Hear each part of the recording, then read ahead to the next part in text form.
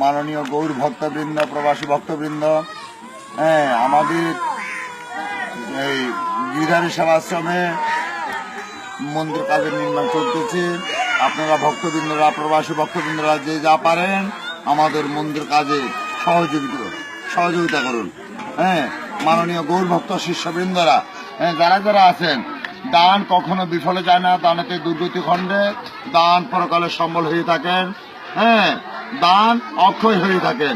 যারা পারেন ভক্তবৃন্দরা একাগ্র চিত্তে একা মনে একা দিলে আপনারা গোবিন্দর প্রতি লক্ষ্য করে মন্দির কাজ শুরু করে দিয়ে যান। হরে কৃষ্ণ।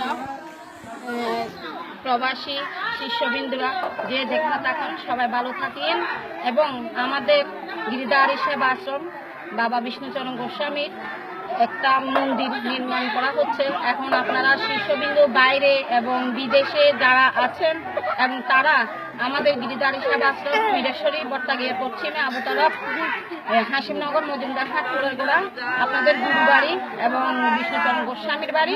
এখন আপনারা যে যেখানে থাকুন আমাদের মন্দিরের জন্য যে যেভাবে পারেন কিছু সাহায্য করার চেষ্টা করুন এবং আপনারা বাইরে এবং দেশে এবং বিদেশে যারা আছেন সবার কাছে আমার অনুরোধ, আমার শ্বশুরের এই মন্দিরটা আপনারা নির্মাণ করার জন্য প্রস্তুত হন। সম্মানিত প্রবাসী, আপনারা যে যেখানে আসুন না কেন, আমরা বাংলাদেশীয়, আপনারা যে কোনো প্রান্তে থাকুন না কেন, আপনারা আপনাদের এবং সাহায্য অনুপাতে আমরা অবস্থান বসত, কারণ আমাদের মন্দিরের দীর্ঘকাল পর্যন্ত আমাদের মন্দিরের কাজ চলতেছে এবং আরো অন্যান্য কাজ বাকি রয়ে গেছে।